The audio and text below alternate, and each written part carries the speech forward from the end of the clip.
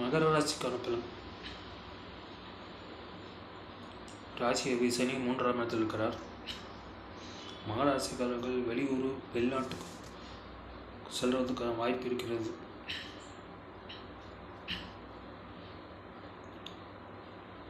ராசி 3ஆம் இடத்தில் இருக்கிறார். வெளியூர் பயணம், அலைச்சல், வெளிநாட்டு பயணம் இதெல்லாம் இருக்கும்.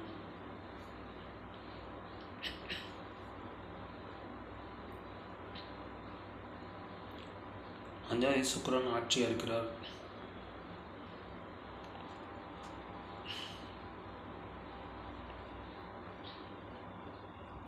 குழந்தைகள் மூலம் உங்களுக்கு நல்ல பலன்கள் கிடைக்கும். 6ஆம் இடத்தில் குரு இருக்கிறார். குரு 12ஆம் இடத்தை பார்க்கிறார். குரு 12ஆம் இடத்தை பார்க்கறது சிறப்பு. அதனால் மகராசிக்காரர்கள் வெளிநாட்டுக்கு செல்வார்கள், வெளியூர் பயணம் மேற்கொள்வார்கள்.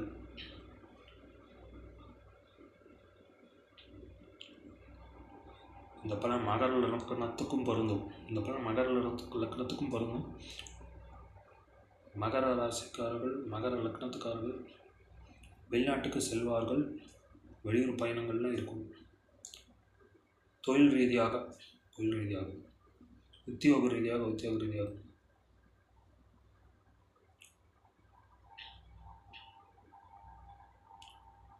2ஆம் இடத்தில் ராகு இருக்கிறார்.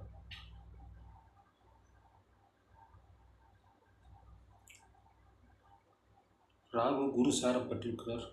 குரு 6ஆம் இடத்தில் இருக்கிறார்.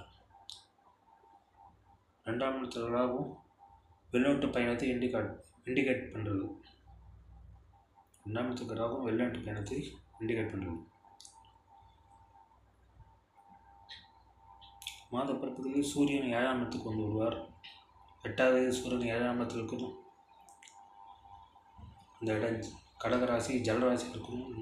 நீங்கள் வெளிநாட்டுக்கு செல்வீர்கள், அது காட்டுறது. உங்களுக்கு பொருளாதாரம் நன்றாகவே இருக்கும். பணம் நிறையா வரும். சேவிங்ஸ் இருக்கும். பணம் நிறையா வரும், சேவிங்ஸ் இருக்கும். 8ஆம் இடத்துக்கு கேது இருக்கிறார்.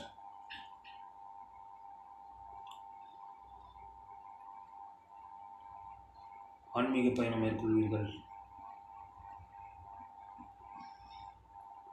மகராசிக்காரர்கள் இந்த மாதம் நல்ல பலன்களே நடக்கும். அடுத்து கும்பராசிக்கான பலன்கள். ராசி சனி 2ஆம் இடத்தில் இருக்கிறார்.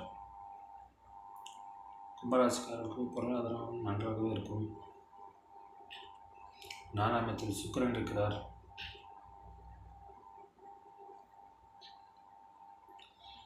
வீடு வாங்குறதுக்கு இது சாதகமான காலம். புதிய வாகனம் வாங்கியிருக்கள். ராசியில் ராகு இருக்கிறார்.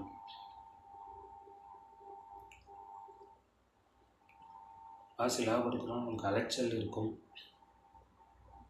முடிவெடுக்கிறதுல ஒரு குழப்பம் இருக்கும். தெளிவான முடிவு எடுக்கிறது கஷ்டமாக இருக்கும். எதை செய்யறதுனாலும் 2 தடவை 3 தடவை யோசித்து முடிவு செய்து இந்த செயலை தொடங்குங்கள்.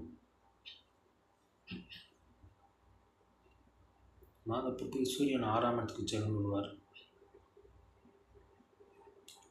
7ஆம் அதிபதி சூரியன் 6ஆம் இடத்துக்கு செல்வது சிறப்பில்லை. கணவனுடைய கொஞ்சம் கருத்து வேறுபாடாக இருக்கும். 5ஆம் இடத்தில் குரு இருக்கிறார். 15ஆம் இடத்தை பார்க்கிறார். 15ஆம் குரு 15ஆம் இடத்தை பார்க்கிறது சிறப்பு. சேமிப்பு உயரும், வருமானம் அதிகரிக்கும்.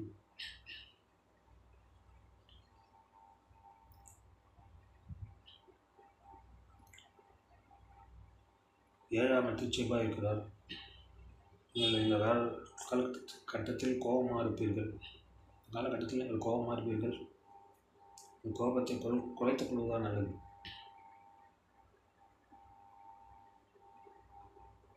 பத்தாம் செவ்வாய் 7ஆம் இடத்தில் இருப்பது நல்லதுதான். உங்களுக்கு பதவி உயர்வு கிடைக்கலாம், சம்பள உயர்வு கிடைக்கலாம். கும்பராசிக்காரர்கள் இந்த மாதிரி நன்றாகவே இருக்கிறது. அடுத்தது மீனராசிக்கான பலன். மீனராசிக்கான பலன் ராசி குரு 4ஆம் இடத்தில் இருக்கிறார். குரு 10ஆம் இடத்தை பார்க்கலாம். மீன ராசிக்காரர்களுக்கு பொருளாதாரம் சிறப்பாகவே இருக்கும். 2வது செவ்வாய் 6ஆம் இடத்தில் இருக்கிறார். கடன் தேவைப்படுற கடன் கிடைக்கும். 3ஆம் இடத்தில் சுக்கிரன் இருக்கிறார். மீன ராசிக்காரர்களுக்கு அலைச்சல் இருக்கும். ஏழரை சனி நடக்குது. 12வது சனி ராசியில் இருக்கிறதால உங்களுக்கு விரைய செலவெல்லாம் அதிகம் இருக்கும்.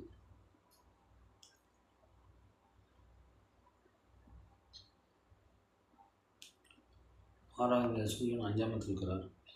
உங்களுக்கு ஏதாவது நோய் இருந்தால் அது சரியாயிடும்.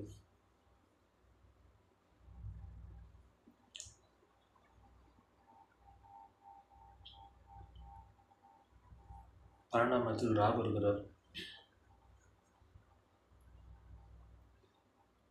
மீனராசிக்காரர்கள் வெளியூருக்கோ வெளிநாட்டுக்கோ செல்வதற்கான வாய்ப்பு இருக்கிறது.